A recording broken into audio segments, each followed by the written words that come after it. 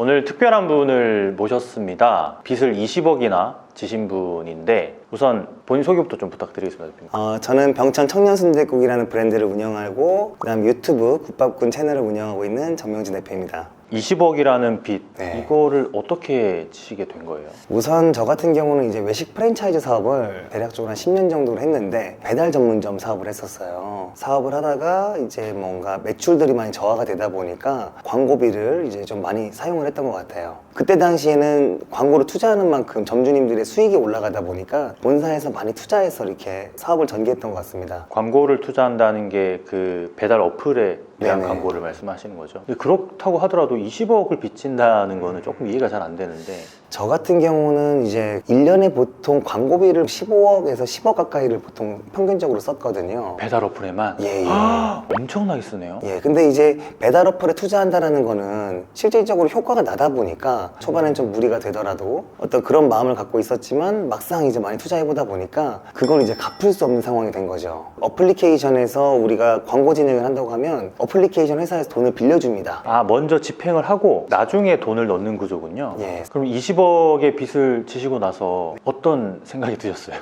우선 딱 2023년도 말에 야, 이거 진짜 죽겠다. 네. 일반 직장인만 되더라도 그래도 300은 벌 수 있는데 1년이면 그래도 뭔가 연봉도 있을 테고 뭔가 빚을 질 필요는 없잖아요. 근데 사업을 하면서 어떤 빚을 진다라는 게 저한테 되게 괴로웠고 지금까지 열심히 했던 그런 과정들은 도대체 뭐가 된 건가 이런 좀 박탈감도 많이 들었었죠. 뭔가 20억이라는 게 보통 이제 어플리케이션 광고비 들어갔던 게 보통 한 16억 정도 이렇게 됐고 그 다음에 세금이 한 5억 정도 밀려 있었어요. 직원들도 25명 이상 됐었고 사업을 경영을 해야 된다는 생각을 많이 했기 때문에 본사 대표가 뛰지 않고 직원들을 키우고 장기적으로 시스템으로 운영해야 된다는 생각을 좀 많이 했었거든요. 사업이 많이 이제 벌리기만 좋아했었는데 막상 벌려놓고 보니까 이제 감당할 수 없는 정도의 상황이 됐고 직원들의 월급조차도 주기 힘들 정도로까지 이제 상황이 갔었죠. 근데 엎친 데 덮친 격으로 네. 이제 직원들 월급도 이제 못 나가는 상황이 됐고 또 한 번의 사건이 있었다고.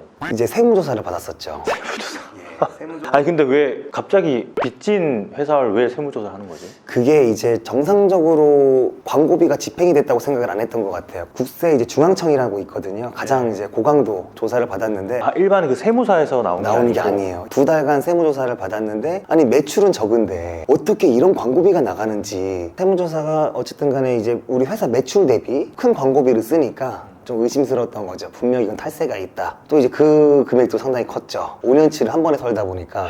세무조사 사실 털어가지고 안 나오는 회사는 없을 것 같긴 한데 그러면 지금 거의 3중고인데 그때 어떻게 버티셨어요? 그 하루하루를? 정말 힘들었죠. 매일 거의 한 새벽 3시 전에는 잠을 자지 못했고 네. 그리고 뭔가 이걸 어떻게 이걸 이겨낼 수 있을까. 못 이겨낼 것 같은데요. 그러게요. 지금 들어봐서는. 그래서 우선 첫 번째로 직원을 좀 줄이고 그리고 그때 되니까 이제 직원들이 다 나갔습니다. 그래서 저도 이제 느낀 게 내가 이 직원들조차도 내가 꾸리지 못하는 오너라면 이거는 자격이 없다 생각을 좀 갖고 직원을 줄여서 제가 직접 다시 한번 처음부터 다시 시작해보자라는 마음을 가졌던 것 같아요. 그럼 그런 마음을 가지시고 가장 먼저 하신 게 뭐예요? 첫 번째, 점주와 소통하자. 그리고 제가 어쨌든 간에 10년이란 프랜차이즈 사업을 하면서 돌이켜봤더니 점주님 없이는 우리 사업이 지탱할 수 없겠다는 생각을 했었었고 또 하나는 직원들의 영업사원을 의존해서는 현장의 목소리와 어떤 상황을 들을 수 없겠다가 두 번째였어요. 슈퍼바이저들 통해서 이제 운영을 많이 하셨었는데 그게 아니었던 거라는 걸 깨달으신 거예요? 예, 그렇죠. 왜냐면 대표한테 보고하려고 하지 않을 수도 있고 현장의 목소리를 100% 전하기는 좀 어려울 수도 있고 그래서 대표가 직접 점주님들을 한 분 한 분 만나면서 현장의 목소리를 들어야겠다라고 생각을 했던 것 같습니다. 그러면 점주랑 소통도 하시고 또 현장에 직접 나가셨다라는 건데 어떤 맞아요. 식으로 그게 이루어진 거예요? 첫 번째로 우선은 기존에 있는 가맹점을 한번 이렇게 순회를 했고요. 네. 그리고 지금 제가 가지고 있는 사업 중에서 요즘 경기랑 어떤 게 잘 맞을까 이렇게 봤었을 때는 이제 순댓국이 딱 맞다고 봤거든요. 작년 1월 달에 이제 매장이 13개였는데 코로나 이후니까 배달 시장이 이제 수수료 때문에 부담이 많이 가고 그래서 그 순댓국 사업은 배달 어플리케이션에 대한 영향도 없고 이거는 점주님한테 우리가 좋은 레시피와 좋은 매뉴얼 그리고 조리 방법에 대한 거라든지 운영 노하우를 알려드리면 충분히 승산이 있겠다고 생각을 했어요. 그러면 그 20억이라는 빚이 있는 상태에서 다시 그 브랜드를 새로 전개를 하신 거예요?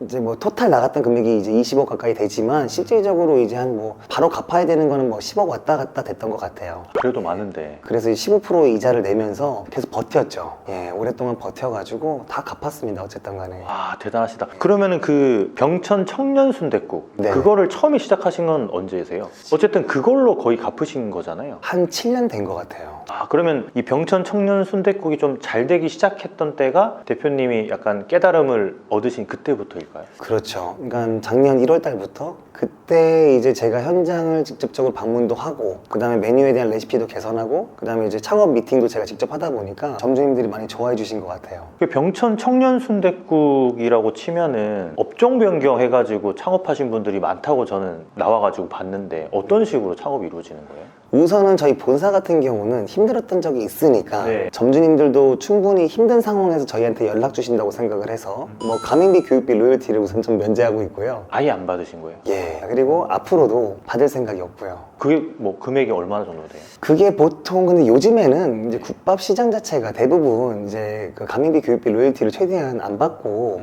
유통해서 조금 이제 수익을 이제 창출하는 어떤 형태다 보니까 네네. 저희만 뭐 특별한 건 아니라고 생각을 해요. 근데 저희는 이제 그거 플러스 이제 간판도 본사에서 지원해드리고 간판을 본사에서 지원해줘요? 예예. 근데 업종 변경을 보통 하면 그래도 간판 비용이라도 받아야 본사에서 수익이 어느 정도 생기는 거잖아요. 그렇죠. 이제 저 같은 경우는 장기적으로 좀 보고 저희 점주님들의 이제 매장이 많아지면 순대 유통이라든지 뭐 그런 사업에서 수익이 발생할 수 있다고 보고 그렇게 이제 힘든 시간이 있었다 보니까 그런 부분들에 대한 어떤 마음 당장 눈앞에 있는 돈보다는 멀리 보고 가자라는 생각을 좀 하는 것 같아요. 그 20억이 사업의 어떤 방향성을 많이 좌우했었네요. 그죠? 맞아요. 그리고 욕심보다는 점주님들을 위해서 어떻게 하면 점주님들도 좋아하실 수 있을까? 그리고 어떻게 하면 점주님들이 우리 브랜드에 만족할 수 있을까? 점주님들에 대한 어떤 방향으로 이제 생각이 바뀌다 보니까 1년 사이에 약간 150개 정도? 업종 변경으로 몇 개나 된 거예요? 업종 변경이 거의 99%입니다. 아니 그러면은 만약에 내가 다른 업종을 장사하다가 업종 변경을 한다라고 치면은 뭐 이것저것 다 면제면 돈이 얼마나 들어가는 거예요? 보통 근데 저희가 이제 간판 비용은 지원을 하지만 네. 이제 뭐 크레인이라든지 뭐 유리 시트 실내 이제 메뉴 디자인이랑 익스테리어 외에 잡아드리는 부분까지 해서 네. 평균적으로 100에서 150 정도 받고 있거든요. 100에서 150이요? 예예. 매장 하나 바꿀 때. 업종 변경해서 창업하는데 100에서 150만 원으로 예, 창업이 예. 된다고요? 그렇죠. 이제 본사에서 좀 같이 지원해서 최대한 많이 오픈하는 방향으로 하고 있습니다. 되게 신기하네요. 그런 네네. 식으로도 업종 변경을 하네요. 보통 근데 업종 변경을 하면은 어느 정도는 구조 변경을 하거나 뭐 안에 인테리어도 살짝은 좀 손을 봐야 좀 가능하다라고 하는 곳들이 많은데 그렇게 해가지고 다 잘 됐나요? 어떻게 됐나요? 지금 매장들 같은 경우는 저희가 성공 사례 같은 경우는 또 나름대로 유튜브 채널에도 많이 홍보를 하고 있지만은 네. 점주님들 대부분 만족하시고 그 다음에 초기에 들어간 비용이 적다 보니까 네. 이제 뭔가 조금 그래도 다른 어떤 고비용 창업보다는 좀 마음을 가볍게 오픈하실 수 있으시죠. 그리고 이제 구조적인 부분이나 실내 부분을 바꿔야 되는 부분들은 저희 전속 모델 이제 김민경 씨가 있거든요. 그런 부분들을 외부에 이제 시트 작업을 하면서 최대한 시스템을 바꾼 듯한 어떤 느낌을 주는 거죠. 왜냐면 이제 기존 업종 전환 같은 경우는 간판만 바꿔버리면 그 부가가치가 떨어지거든요. 이제 그래서 그런 부분은 저희가 이제 연예인 모델, 그다음 제가 이제 방송 출연한 이 어떤 이력이라든지 병천순대 역사 이런 걸 통해 디자인하곤 합니다. 아 그래서 제가 본 그 매장들도 보면 간판 바뀌고 시트지가 싹 바뀌고 그 연예인 모델의 시트지가 발리고 하니까 매장이 아예 바뀐 듯한 느낌을 받은 게 그것 때문에 그렇거든요. 그러면 이 업종 변경을 하면은 기존에 뭐 쓰던 집기나 이런 것들 다 그냥 그대로 쓰고 추가로 더 드려야 되는 집기 같은 것들 아예 없는 거예요? 저희가 이제 표준 매뉴얼로는 본사에 뭐 로고가 박힌 그릇이라든지 뭐 네. 뚝배기, 뭐 테이블이 다 이제 구비가 되어 있고 제안을 드릴 수는 있는데 요즘 경기가 너무 어려우니까 네. 저희가 뭐 다른 브랜드 로고가 박혀도 이제 좀 그런 것들을 정말 이제 살 돈이 없다고 하면 그런 것들을 최대한 쓰실 수 있게 하고 있고요. 보통 이제 분위기를 좀 바꾸고자 하시는 분들은 도배 정도, 그 정도 분위기만 바꿔도 보통 이제 국밥집 같은 경우는 이제 노포 식당이라든지 이제 맛집 컨셉이 많다 보니까 인테리어를 너무 고급지게 하면 하면 오히려 부담감이 가서 안 맞는다고 생각합니다. 아, 이게 참 되게 신기하네요. 업종 변경 자체가 그렇게 좀 저비용으로 할 수 있다는 것 자체도 신기하고 병천 청년 순댓국이 조금 특이점이 있을까요? 우선은 이름은 처음에 제가 이제 7년 전에 했을 때는 청년이라는 단어가 좀 유행이었어요. 청년 피자, 청년 다방, 청년 분식, 청년 뭐 엄청 많아요. 많잖아요. 그래서 그때 이름을 만들었던 건데 지금 요즘 분위기랑은 조금 안 맞기는 해요. 그래서 이제 청년 순댓국에서 이제 점주님들께서 이제 말씀하시는 게 병천이라는 단어가 컸으면 좋겠다. 예, 우리 역사를 드러냈으면 좋겠다 해서 이제 병천 청년 순댓국이 됐고요. 저희 병천 청년 순댓국의 특이점이라고 하면 우선은 특별한 건 없습니다. 오, 오히려 더 새로운데요? 아니, 보통은 뭐 장점 같은 거 없어요 하면은 그때부터 한 30분 동안 말씀들 하시거든요. 근데 이거 좀 특이한데요? 저희는 이제 뭐 국밥이기 때문에 특별할 필요가 있나 싶어요. 첫 번째로 목이 좋은 자리에 들어가면 웬만한 메이저들처럼 매출이 나오고요. 그리고 이제 목이 떨어지면 그만큼 안 나오겠죠. 그 국밥 창업의 핵심이네요, 그게. 그렇죠. 그리고 또 어떤 게 있어요? 국밥 창업. 그리고 이제 술집 상권 같은 경우는 보통 저녁 상권 있잖아요. 네. 주거 상권. 이런 것들은 저희는 반대로 뭐 곱창이나 막창이나 염통 이런 것들을 이제 구이로 판매할 수 있는 그런 메뉴들도 가지고 있고 저희가 이제 뭐 족발, 뭐 미니족 이런 것들도 매일매일 납품해드리고 있거든요. 그래서 저녁 술안주로 갖추고 있는 어떤 그런 국밥집이거든요. 그런 것들은 일반 순댓국집보다는 좀 다를 수는 있을 것 같아요. 저는 요즘 이제 2026년도의 어떤 트렌드를 봤을 때 술집 역할을 하는 국밥집이 대세가 될 거라고 생각을 하고 있거든요. 술집 역할을 하는 국밥집이라고 하는 게 밥 먹으면서 술 한 잔 먹고 그리고 술 먹으러 또 국밥집에 가고 그런 역할을 말씀하신 거군요. 그래서 저녁에 대한 어떤 술안주에 대한 부분을 많이 고민하고 있습니다. 이게 국밥 창업이라고 하면은 고깃집이랑 그런 국밥 창업이랑 어떤 차이점이 있나요? 고깃집 같은 경우는 그래도 저녁 식사에 대한 부분, 회식이라든지 단체라든지 어떤 조금 무거움이 있다고 하면 국밥집 같은 경우는 한 그릇씩 먹을 수가 있고 그 다음에 이제 고깃집보다는 회전이 빠르다. 다양한 안주거리, 뭐 편육이라든지 뭐 전골, 뭐 철판 다양한 요리들을 이제 조합할 수 있기 때문에 저는 이제 순대국밥집 안에서 고깃집도 가능하고 곱창집도 가능하고 족발집도 가능하다라는 개념으로 해석하고 있거든요. 사실 순대국밥집이라고 하면 일주일에 2번도 갈 수 있는 게 순대국밥집인데 고깃집은 똑같은 고깃집을 일주일에 2번 가기는 좀 쉽지 않아서 쉽지 않죠. 그런 건 장점인데 제가 또 하나 궁금한 거는 순대국밥집들이 동네마다 최소한 한 개씩들은 있는데 우리가 업종별로 해서 이제 우리 브랜드가 들어가게 되면 그 기존에 있던 매장과 경쟁을 하게 될 거잖아요. 거기에서 경쟁 우위에 설 수 있는 어떤 방법들이 따로 있을까요? 저 같은 경우는 주기적인 신메뉴 개발을 해요. 이번에 뭐 안뽕순대, 막창순대도 나왔거든요. 일반 프랜차이즈 회사에서는 그 시도할 수가 없는 정도의 디테일인데 제가 이제 어떻게 보면 컨셉이 순대의 어떤 미친 사람, 순대에 관련된 괴짜 이런 컨셉이다 보니까 그 순대가 조금 특이하던데 그 보통 선지가 좀 많이 들어가 있고요. 네. 그 다음에 이제 막창이 들어가기 때문에 보통 일반적인 순대는 소창이 들어가거든요. 네네네. 그래서 막창은 조금 더 피부가 두껍기 때문에 먹는 식감도 있고 그 다음에 술안주로서는 아주 제격이라고 보고 있습니다. 이게 뭐 순대국밥에 약간 미친 남자 이런 컨셉이신 걸 제가 언제 알았냐면 1년 전쯤에 저하고 한번 연락을 한 적이 있으셨잖아요. 맞아요. 그때 뭐 이런저런 얘기하다가 그러고 나서 제가 TV를 보는데 대표님이 나오시는 거예요. 그래서 거기서 또 노래를 부르시더라고요. 그 노래는 뭐예요? 이제 제가 최근에 우리나라에서 어떻게 하면 내가 메이저 회사를 만들 수 있을까? 그리고 이번 생에 어떻게 하면 나를 빛낼 수 있을까를 고민을 했거든요. 네. 근데 식상한 어떤 마케팅은 기억에 남지 않는다고 봤고 공중파에 나가서 제 자신과 브랜딩을 흔드는 그런 생각을 했을 때 음악만큼 좋은 요소는 없겠다고 생각을 했었어요.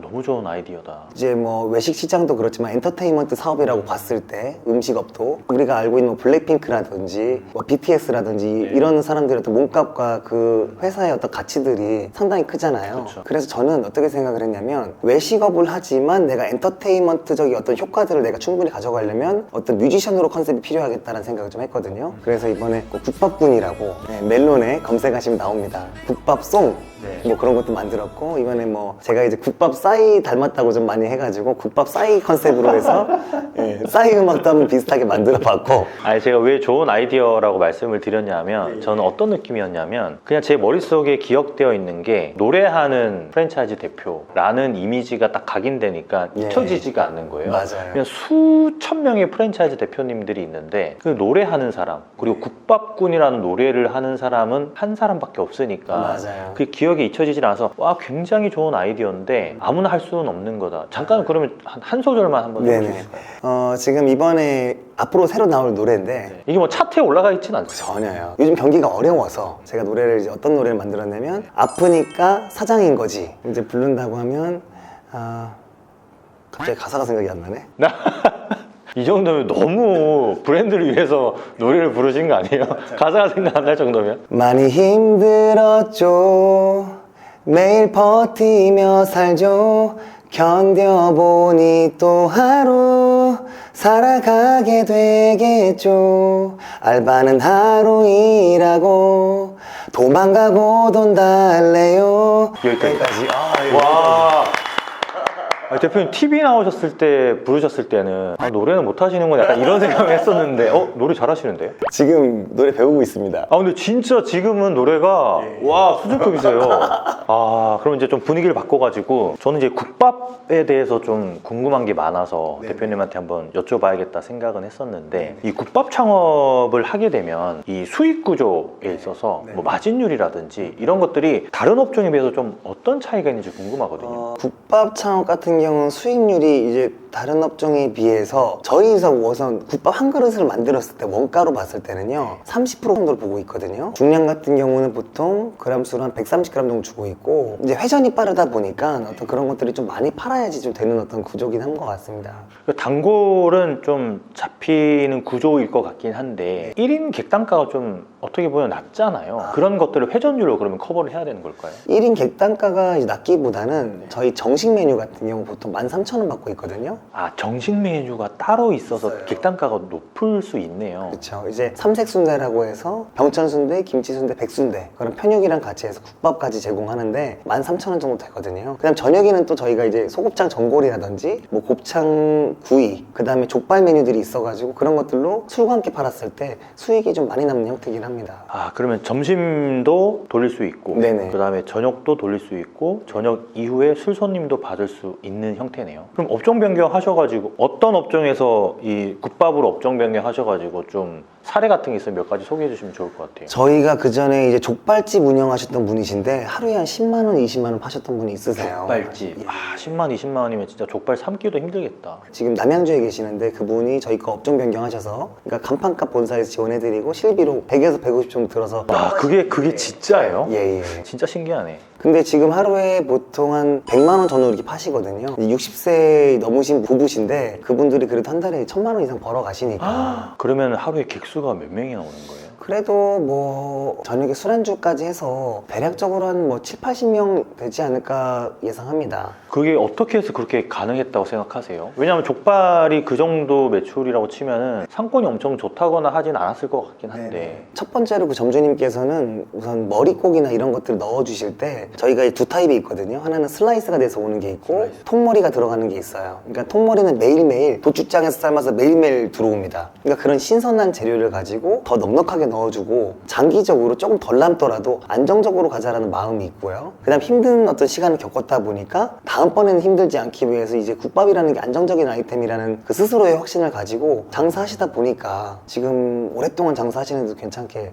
장사하시고 계시고. 그럼 족발집에서 그렇게 변경하신 사례가 있었고 또 다른 업종에서 변경한 거 있을까요? 또 하나는 이제 돈가스집 수원 망포에 계시는 이제 사장님이신데 6년 반 운영하셨거든요. 순대국밥을? 예, 저희 브랜드 6년 반 운영하셨는데 거기는 이제 24시간 하시고 오토 매장이긴 하세요. 한 달에 월 매출 한 5천 정도에 그래도 순수익 1000만 원 초반 정도. 와, 돈가스 매장에서 업종 변경을 하셨는데 오토로 지금 돌리고 계세요? 예. 최근에 이제 그 부산 기장 쪽에 이제 오픈하신 분이 있는데 그분은 이제 신용이 이제 많이 안 좋을 정도로 부부가 상황이 많이 안 좋았어요. 창업 문의를 주셔서 제가 이제 부산까지 내려갔는데 이거는 제가 이제 진행하기가 너무 어려울 것 같다. 목이 너무 안 좋고요. 네. 원래는 뭐 하셨던 분이세요? 그분은 이제 술집을 운영하셨는데 3억 5천 정도 투자를 해가지고 정말 대형 평수 진짜 삐까뻔쩍한 상권이 안 좋은 곳에서 그 정도 투자를 하신 거예요? 프랜차이즈죠? 프랜차이즈 인테리어 비용만 거의 3억 가까이 들었습니다. 저한테만 얘기해 주시면 안 돼요? 혹시 아시나요? 네네네. 거기 브랜드 운영하셨는데 정말 인테리어도 웬만한 고급 레스토랑 이상이에요. 대표님, 제가 대표님 창업했다가 대표님 잘못되면 제가 너무 죄책감이 클 것 같아서 못할 것 같습니다 라고 말씀을 드렸어요. 그랬더니 대표님 간판 비용만 좀 지원해 주시고 다른 곳처럼 그냥 150만 원만 투자하게만 해주시면 한번 힘내서 해보겠다는 거예요. 그래서 그러면 저희 잘 되고 있는 매장에서 한번 교육을 좀 받아보시고 준비됐을 때 해보자라고 하셨는데 이제 그분이 이제 흔쾌히 그러신다고 하셨거든요. 그래서 막상 저는 이제 오픈했을 때 설마 이게 잘 될까 목이 너무 안 좋아요. 진짜 거기는 어떻게 거기다 창업하는지 아직도 제가 이해가 안 될 정도로. 그리고 술집 인테리어가 사실 어떻게 보면 좀 잘 안 맞을 수도 있잖아요. 맞아요, 안 맞죠. 테이블도 안 맞고 테이블도 대리석이거든요. 근데 이제 거기에서 지금 하루에 그래도 100에서 150 정도 팔고 어느 순간 이제 어두운 어떤 얼굴보다는 밝은 얼굴, 홍화해도 대표님 감사합니다, 진짜 도와주셔서 감사합니다 이런 얘기 들으니까 저 역시도 기분이 좋죠. 되게 뿌듯하시겠어요. 좋죠. 대표님도 어떻게 보면은 20억이라는 빚, 또 그거를 갚아나가는 과정, 그리고 또 새로운 브랜드를 계속 키워나가는 과정이 있었기 때문에 지금 이렇게 점주님들 더 지원해주고 하는 마음이 있으신 거잖아요. 맞아요. 어떠세요? 지금 이렇게 돌이켜보면. 너무 그때 예전에는 너무 힘들었죠. 이게 뭐냐면 그런 것 같아요. 프랜차이즈는 점주님이 잘 돼야 본사가 잘 된다는 게 정말 맞는 것 같고요. 제가 이제 건프로 채널도 좀 나오고 싶었던 게 뭐냐면 이런 이야기들은 지금 마음을 소중하게 갖고 있을 때 이거는 좀 그 영상을 통해서 박제를 하자. 근데 프랜차이즈 대표님도 되게 많이 보기 때문에 엄청 교훈이 될 것 같아요. 그 가장 큰 패착이 뭐라고 생각하세요? 그때 안 됐을 때? 그때가 이제 제가 봤을 때는 우선 첫 번째 현장 소통을 안 했다라는 거, 그리고 직원들을 다 믿고 갔다라는 거, 저는 그렇게 생각을 해요. 그러니까 그때는 모든 직원들한테 맡겼으면 믿어줘야 된다고 생각을 했어요. 근데 지금은요, 그게 바뀐 건 아니지만 지금도 똑같이 직원들을 믿고 있지만 내가 알지 못하고 직원들한테 믿는 건 없다. 무조건 대표는 가장 낮은 자리에 있어야 된다는 주의예요. 저는 우선 현장 미팅을 직접 하고요. 예비 창업자분들한테 늦더라도, 그분이 오픈이 늦더라도 제가 직접 방문 드려서 그분의 정확한 상황을 듣고 본사가 어떻게 도와드려야 될지 고민하는 게 더 중요하다고 생각을 합니다. 상담하는 뭐 따로 본부장이나 이런 시스템이 아니고 대표님께서 직접 그 현장도 보고 이제 점주님 얼굴도 보고 직접 대화를 하시는 거구나. 우선은 지금 어떤 방향으로 가려고 하고 있냐면요, 축구 경기라고 봤을 때 제가 메시가 되자. 그리고 저희 지금은 좀 직원들이 좀 많아졌거든요. 지금도 한 10명 가까이는 되는데 저를 서포트하기 위한 직원들로 구성을 했어요. 내부에서 이제 관리하는 친구들이 있거든요. 내부에서 생각하고 허점이 뭔가 있는지 좀 분석할 수 있는 친구들을 좀 이제 뽑아보는 방향으로 가고 있거든요. 플레이어는 내가 되고 이거를 관리할 수 있는 체계로 가자. 전에는 다 플레이어였거든요. 근데 진짜 지금 생각하면은 너무 무서울 정도로 그 현장을 모르고 직원들한테 맡기고 간다라는 게 너무 끔찍할 정도예요. 알겠습니다. 오늘 대표님 얘기를 들어보니까 엄청나다라는 생각이 드는데, 그럼 이 영상 보시는 분들 중에서도 청년 병천순대, 병천 청년순대. 병천 청년순대 네네. 좀 헷갈리네요. 관심 가지시는 분들도 있는데 네이버에 뭐라고 치면 나와요? 청년순대국 치면 나오고요. 병천순대 쳐도 나옵니다. 예, 그리고 병천 청년순대국 쳐도 나오고. 전화하면은 대표님 직접 받으시는 거예요? 맞죠. 그러면은 뭐 그분들은 막 업변하고 싶으시면은 전화하면 바로 되는 거네요. 그럼 많은 분들이 좀 관심을 가지실 것 같아서 한번 말씀을 드려봤고, 대표님 앞으로 뭐 계획이나 포부 같은 게 있으세요? 또 제 채널 막 나오고 싶어 하셨었는데 이 채널에 꼭 하고 싶으신 거 있으시면 우선은 이제 그 건프로 채널 너무 나오고 싶어서 1년 전에 대표님께 메일도 드렸었는데, 그때 대표님께서 같이 출연하셔서 좋다고 얘기하셨는데 그때 매장이 13개인가 20개 미만이었던 것 같아요. 그래서 너무 부족하기도 하고, 그때 그 마지막 그 밧줄을 잡는 심정으로 연락을 드렸다가 내가 스스로 준비가 되면 다시 한번 연락드려야겠다 생각을 해서 딱 1년이 지났습니다. 그래서 나름대로 지금 150개 매장을 갖고 있는 대표가 됐고요.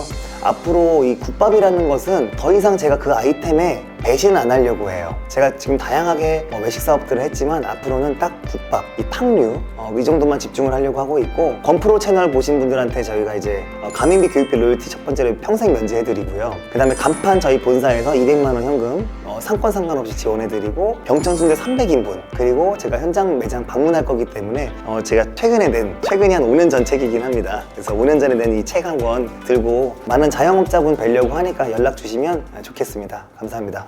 오늘 이야기 너무나 감사드리고요. 그 업종 변경을 그렇게 소액으로 할 수 있다는 것 자체가 힘들어하시는 자영업자분들한테는 또 하나의 작은 희망이 될 수 있지 않을까 싶어요. 혹시나 연락이 가게 되면 좀 도움을 주시면 감사하겠습니다. 고생했습니다. 고생하셨습니다. 다음에 한번 매장에 가서 또 한번 얘기를 나누시면 너무 좋을 것 같아요. 좋습니다. 고생했습니다, 대표님. 고생하셨습니다. 네.